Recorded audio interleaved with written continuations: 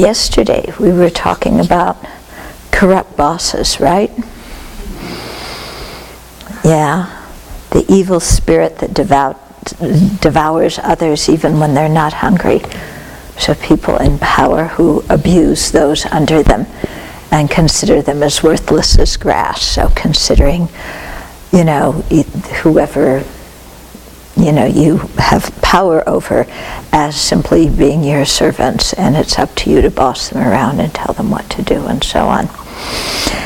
Yeah, so really abusing power that way. Then verse 21 talks about the situation from the person who's the employee or the child or the disciple or whatever.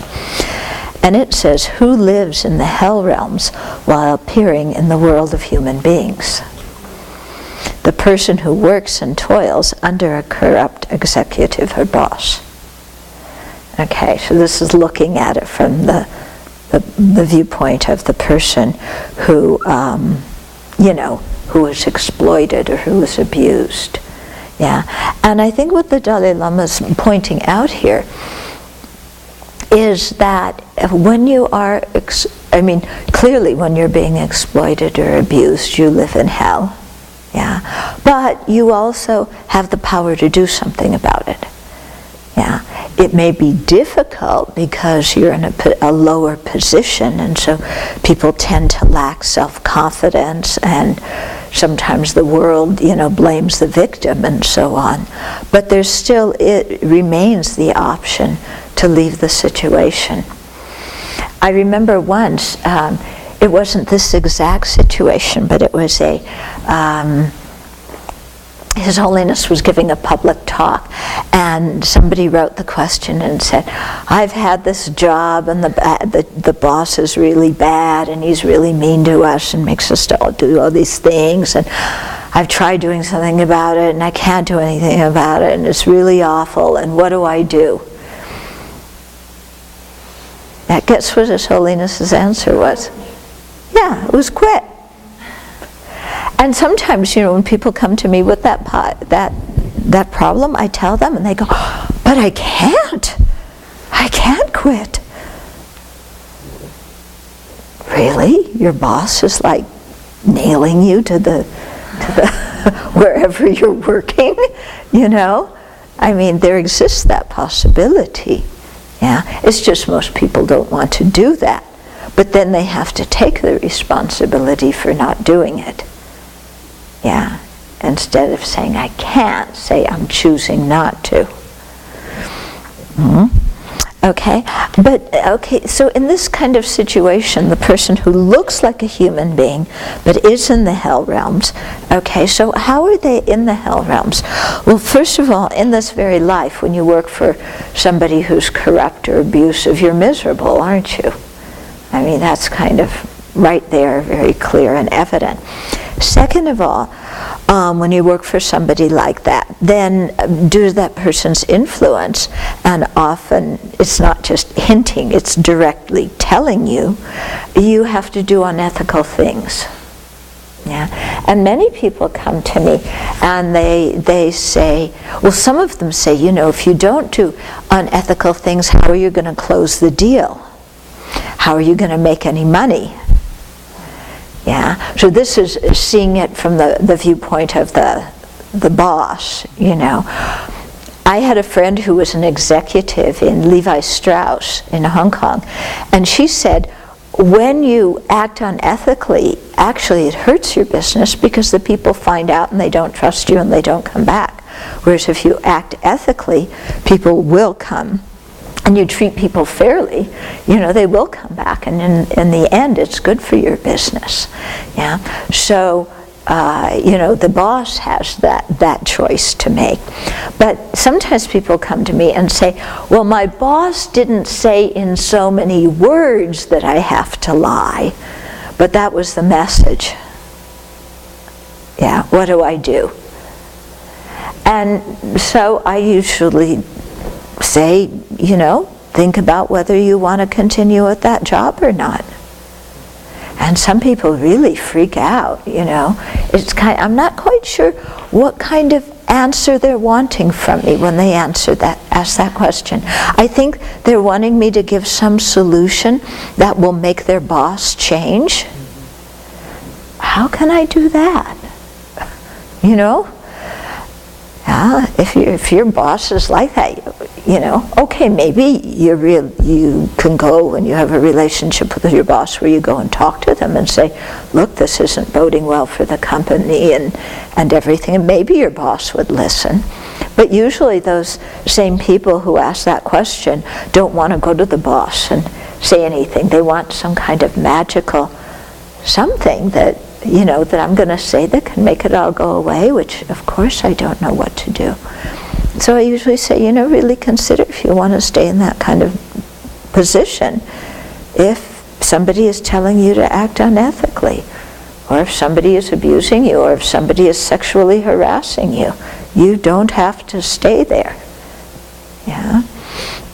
And there are things you can do. Sometimes the things you do may bring you consequences you may not want, but, you know, then you have to choose kind of which set of results do you want. Okay? Because I think if you let yourself go along with working under somebody who is really corrupt and unethical, I mean, in the long run, you wind up creating so much destructive karma that's going to bring the result of a lower rebirth, you know? And if the government finds out in this life and you get arrested, what are you going to do saying, my boss, you're going to say, blame it all on your boss? And the government's going to say, really? You didn't do anything when you did do something because you went along with it? Yeah? So I think people have to, you know, think. And it's, sometimes I think we have the wish in life that everything should go very well and that we should be able to get out of difficult situations without any suffering.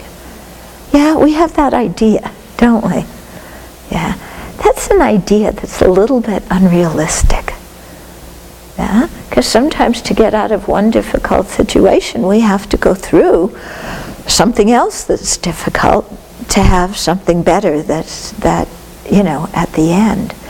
And personally speaking, I think being able to live with yourself at the end of the day is the most important thing. You know, the money you make, the money comes, the money goes. But if you can't live with yourself because you don't like what you're doing to other people through your job, then no amount of money can ever relieve that internal unhappiness from you. Yeah? So I think we have to think carefully of that kind of thing. Mm-hmm.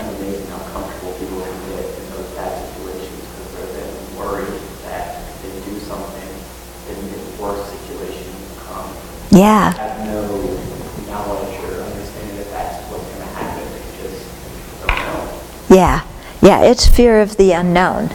If I say something, there might be a worse situation, but there could be a better situation.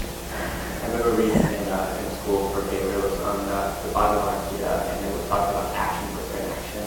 And it said inaction is one of the worst traits you can actually do. Yeah.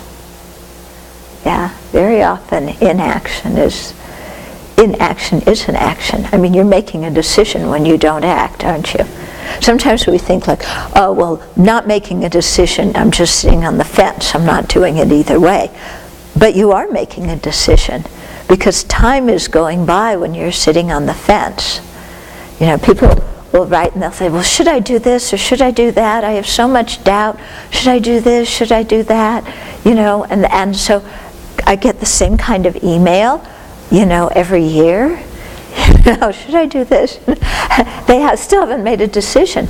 And yet, the not making a decision is a decision because your life is going by. And when you finally do make a decision, you've lost all that time, you know, before it. And I'm not saying rush into decisions. That certainly isn't very wise. take your time to make a decision. But it's this internal doubt, I think, that really immobilizes people. This thing of, if I choose that, I may lose out on all these things. Yeah, and I read a story about one psychological test where they did with some kind of game where somebody would actually score better if they eliminated some of the bad choices. But because they didn't want to eliminate any possible choices and make any kind of commitment, they actually scored lower. Yeah, and so we see that sometimes we do that in our lives. We won't make a decision, which is making a decision. And meanwhile, things are happening, but we're so afraid of closing doors that we keep everything open, and then everything remains in this state of like personal confusion because we can't get anywhere. Yeah.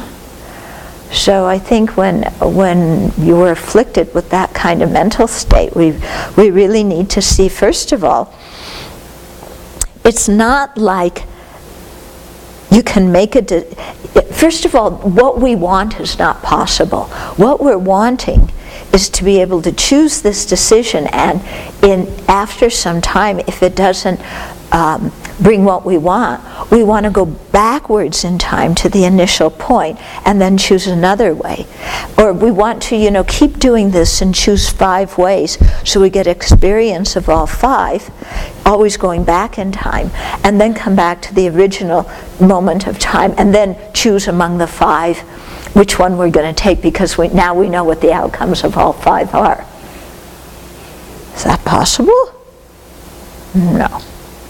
Okay, so I think the best way to approach it is you make a decision, as informed as you can when you're ready to, and if it doesn't work out, then you learn from the situation. Because I think the whole thing that's important in our life is that we learn from this situation, not that we're so immobilized that we can't do anything because we're afraid it'll be it won't bring us as much happiness as another choice could have. Yeah, I think the important thing is, we learn from it, and, we make mistakes. If we don't learn from our mistakes and instead become bitter and angry and resentful, that's a mess. But if we learn from our mistakes, then we actually can go ahead with a lot. Things go much better when we go ahead. Yeah? I was telling that to somebody just in the last few days because of the consecration, that I made some big mistakes before starting the Abbey. And it was only because I made those mistakes that I finally broke through some internal weaknesses in myself that enabled me to go forward and start the Abbey. Yeah, so I made the mistakes and I learned from them. And without having made those mistakes, I don't know if I ever would have learned those things. So, yeah. Mm-hmm. I think one thing that my stakeholders right now after the topic about anger and people brought up the relationship to their boss, and that there can be also projection going on, what might not be the reality. So both of them said actually they put it close to them, and actually it wasn't true. They were thinking more that their boss has some kind of empathy towards them, that treated them not politely, and it was kind of perspective I wanted to come in. And then another perspective is yesterday you spoke about the hierarchy, and what I experienced personally too, that you can also get support from your colleagues. So you can also get what? Support from your colleagues. So coming together and discuss what's going on and get your perspective side maybe too, or finding a solution how to deal if there's some right. kind of things going on. Yeah, but see, the thing is in the structure where people only relate to the person here, then they cannot get support from their colleagues. Because they don't trust their colleagues. They only trust the big person. Yeah. Yeah, they could, if they were smart, get support from their colleagues. And many people do that and then go to the abusive person and say, look, you know, we've all noticed this going on, and da-da-da-da-da. But sometimes people are, you know, because of their own way of thinking, they limit themselves. You know, and oh, this person is, you know, the Buddha, or this person is this, and I only listen to them. In which case they won't talk to their colleagues. Yeah? Because they don't see their colleagues as colleagues, they see them as competition. Yes, right. Their colleagues become competition for the attention of the big person. Yeah? And that happens in many organizations, and it's a mess when it does.